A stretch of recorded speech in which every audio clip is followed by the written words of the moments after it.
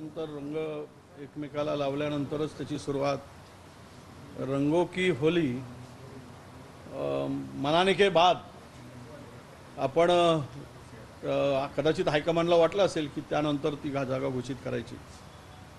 सध्या सगळीकडे ती उत्सुकता आहेच, पण चंद्रपूरच्या जागेचा निर्णय हा काँग्रेसला जिंकण्यासाठी हायकमान अत्यंत सावधपणे पाऊल टाकते आहे आणि ती जागा काँग्रेससाठी अत्यंत अनुकूल आहे आणि म्हणून जो उमेदवार हायकमांड देईल ती जागा काँग्रेसची 100% ही जिंकणारी असेल.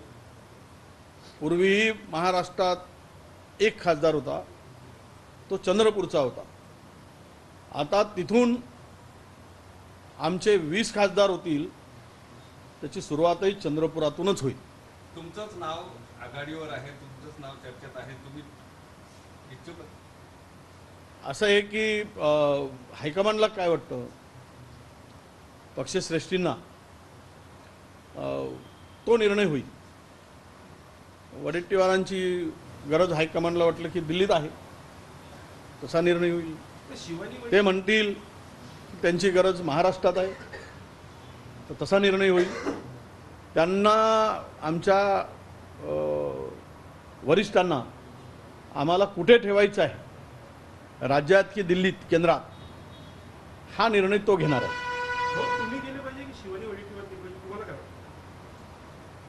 असं आहे की वडेट्टीवार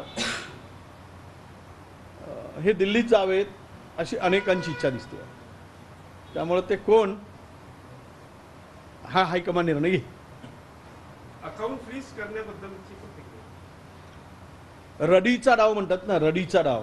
ज्यावेळेस पराभव दिसतो त्यावेळेस दोन पैलवानांची कुस्ती असते आणि एक पैलवान भारी पडतो, त्यावेळेस तो रडीचा डाव खेळतो, रडीचा. मग त्याच्या लंगोटीलाच हात लावून लंगोटच काढायचा प्रयत्न असे रडके लोक करतात, ज्यांच्यामध्ये लढण्याची हिंमत नाही. असा तो प्रकार आहे की तुम्ही लढण्यापूर्वी पराजय पत्करताय, काँग्रेसच्या अकाउंटचं काँग्रेसचं खातं गुठवून, असं मला वाटतं. गडकरी साहेबांनी काल आपल्या प्रचार कार्यालयाचा शुभारंभ केलाय. होळीच्या पूर्वीच त्यांनी कुठेतरी आता प्रचाराचा धुराण देखील उधळलाय आणि त्यांनी म्हटलंय की 5 लाखापेक्षा जास्त मताधिक्य घेऊन निवडणूक जिंकतात. नाही, प्रत्येकालाच 5 लाखाचा आकडा कुठून येतो हे कळत नाही. जो तो उठतो आणि 5 लाख म्हणतो. काय EVM फिक्सिंग आहे काय 5 लाख? की जनता म्हणजे ते म्हणले 5 लाख आणि 5 लाखाचा फरकाने मिळून देणार. एक गडकरी यांच्या विरोधात आम्ही तगडा पैलवान दिला यावेळेस.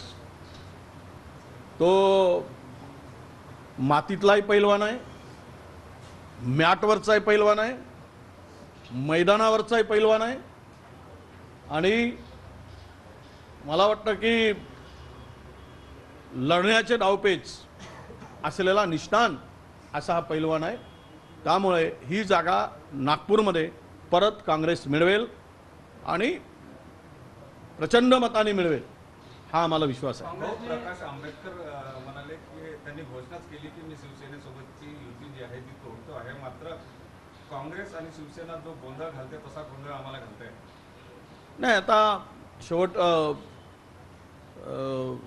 प्रकाश आंबेडकर साहेब आणि आम्ही एकत्र लढावी ही सगळ्या महाविकास आघाडीची इच्छाच होती आणि त्या दृष्टीनं सगळ्या नेत्यांनी प्रयत्न केले. त्यांच्या परीने त्यांनी केलेत, आमच्या परीने आम्ही केले. आता राज ठाकरे पूर्वी म्हणाले मी काय प्रकाश आंबेडकर नाही की 1-2 जागेवर. आता आज प्रकाश आंबेडकर साहेबांना म्हणायची पाळी आली की मी राज ठाकरे नाही, 1-2 जागेसाठी लोटांगण घालेलं. तर हे दोनही ज्या काही आता मागची घटना, राज ठाकरेंचं वक्तव्य आणि आता मला एक तरी द्यावं किंवा दोन तरी द्यावं अशी म्हणायची पाळी त्यांच्यावर आली. आणि ती पाळी काही ते प्रकाश आंबेडकर सहन करत नाहीत. त्यामुळे प्रकाश आंबेडकर मोठे नेते आहेत. महाराष्ट्रातील एक अभ्यासू आणि अत्यंत हुशार नेतृत्व म्हणून त्यांच्याकडे सगळे बघतात.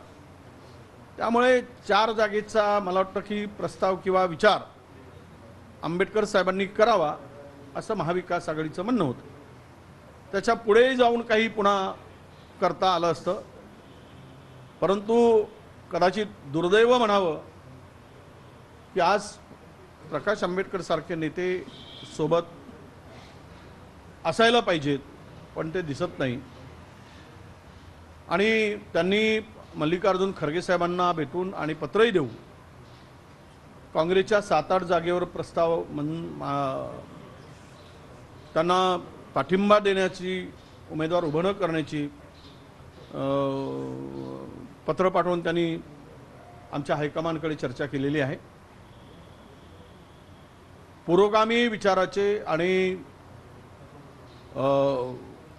मला वाटतं की राज्याच्या शाहू फुले आंबेडकर